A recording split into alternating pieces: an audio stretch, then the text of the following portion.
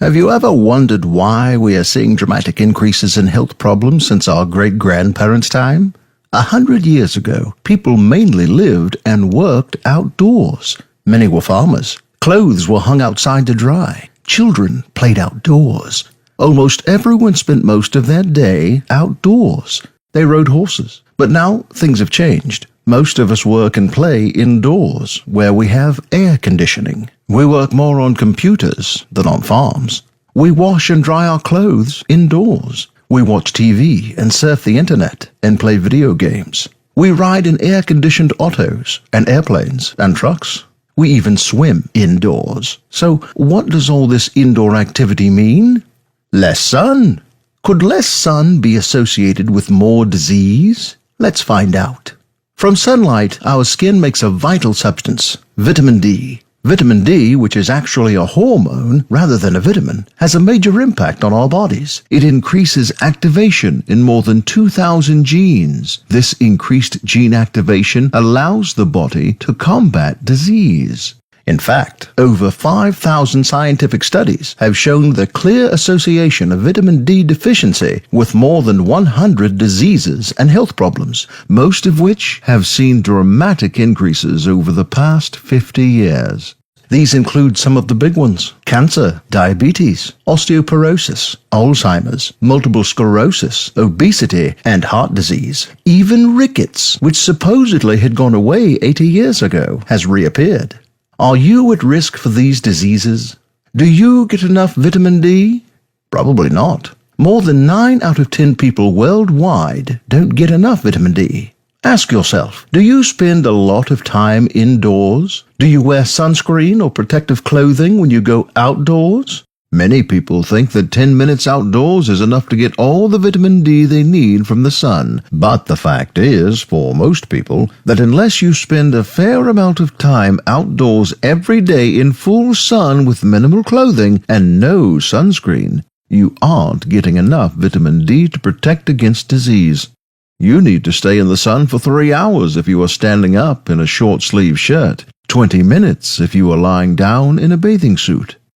Even food no longer provides as much vitamin D as it did 100 years ago. For example, in 1900, pie crust was made with lard from pigs raised outdoors. Back then, just one piece of a double crust pie provided 2,000 international units of vitamin D. Today, pie crust is made from vegetable oil or shortening. How much vitamin D?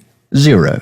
The good news is, you don't need sunlight or lard from pigs raised outdoors in order to get your vitamin D. A simple supplement can provide all you need to prevent or even treat serious disease. But how do you find out if you have enough vitamin D? You can, of course, have a blood test. A reading of at least 40 nanograms per milliliter or 100 nanomoles per liter is optimal.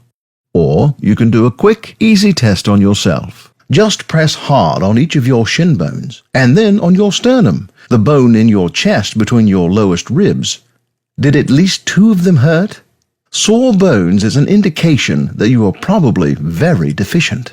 So, let's say you are deficient. This is very likely if you have a major disease or are elderly, have had recent surgery or illness, or you are pregnant. A breastfed infant would also be at risk. How much vitamin D should you take?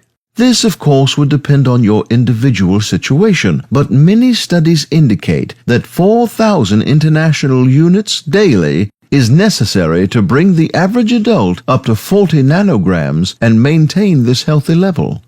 If you know you are at risk for being deficient, you might want to start with a larger dose. You may also want to take more than 4,000 international units of vitamin D daily if you are elderly, obese, or plan soon to get pregnant or have surgery. You should start feeling noticeably healthier and more energetic within a few days to weeks. Are people starting to notice the benefits of vitamin D? You bet. When one doctor raised all of his patients' levels to 80 nanograms or 200 nanomoles, he noticed that no matter their age or health condition, their average of 4 office visits per year dropped down to 1 visit. More and more people are getting vitamin D tests, a 10 times increase in just 3 years. And research on vitamin D has accelerated. More research has been done on vitamin D than on vitamin A, C, E, and K combined. So, if you want to feel better or get or stay healthy, taking a vitamin D supplement is probably the single best thing you can do for your body. And it won't cost you a trip to Hawaii. Do yourself a favor. Read the studies if you need more proof. Then try it.